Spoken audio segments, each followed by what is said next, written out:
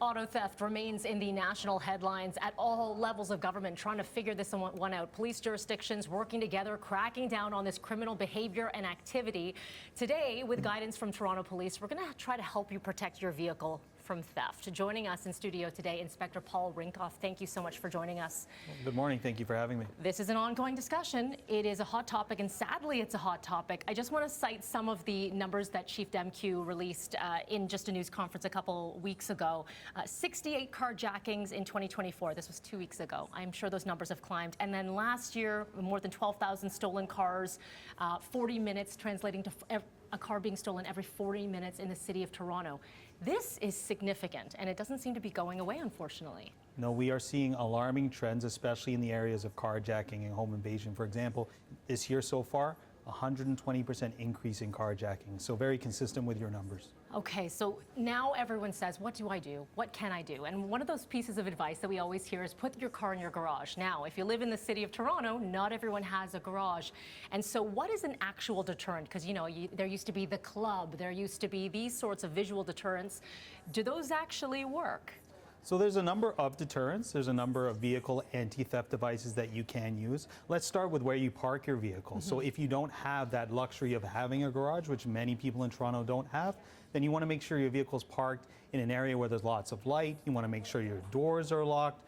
You want to make sure there's not any major obstructions of your vehicle so that people across the street or neighbors, or if you're looking through a window, can see that vehicle so it's readily observed. So situating your car is very important in terms of preventing theft. But also you want to think about some of those devices. So we do have devices out in the market, such as steering wheel lock devices. There's brake lock devices, which a lot of people aren't familiar with. And there's also wheel locking devices. And there's also some technological devices out there. There's things called immobilizers. They're also referred to as kill switches. And those are all devices that can be used to deter thieves and make it less likely that your vehicle will be stolen. Less likely is the key there, because there are always eyes on watching. And I was actually asking you before we came up here, are there certain vehicles that are more susceptible to be stolen? And the answer is sort of, but not. Sure. So the market dictates what vehicles are really hot.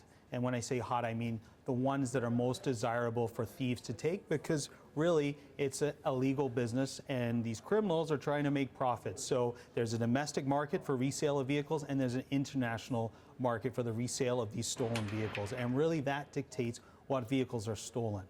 Having said that, criminals also steal vehicles for the purposes of committing other crimes. And really those vehicles could be a wide range of options, right, of selection. So there is really no vehicle that's safe or, not on the table for a criminal to steal.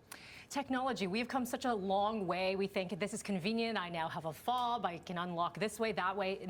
The not new technology is that some of these fobs can get reprogrammed within a matter of minutes. The signal is taken and then your car is gone. At what point do the manufacturers step in here and say we need to change our technology? What sort of conversations are happening right now to ensure that at least it can be stopped on that end? Right. So fobs are all about convenience, right? It allows us to get in our vehicles faster.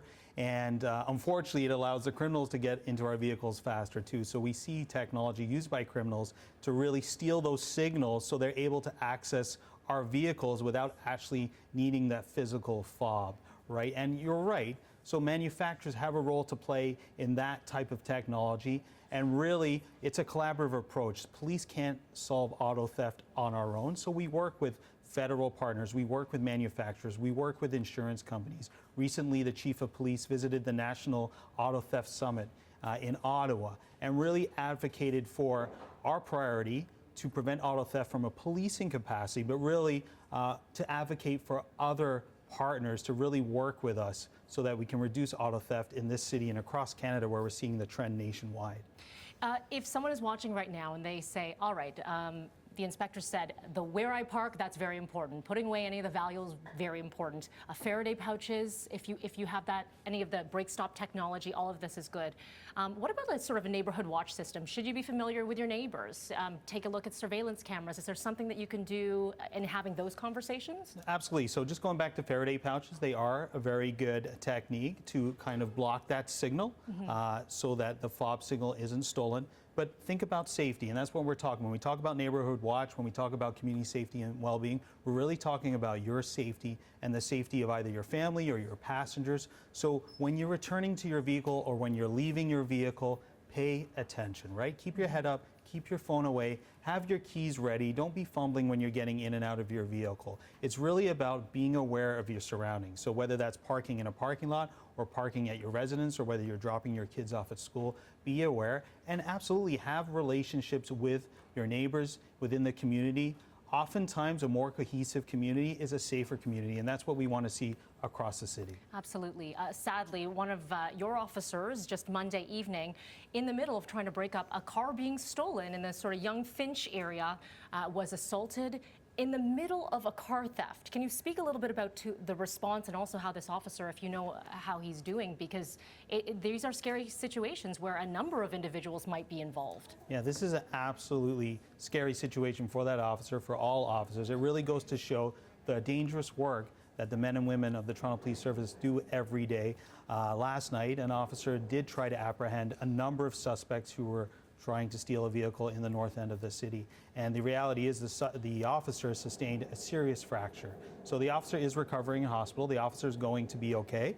But again, it goes to show the dangers that police officers face every day, but it also goes to show the commitment of our members, the commitment of the service to reduce auto theft and to continue working with our partners to do so. And there's a lot of work to be done, but hopefully this is a start and we can figure out what we can do as consumers and just to protect ourselves and to be aware with whatever technology and the conversations as well. Inspector, appreciate your time. Thank you very much. Thank you very much.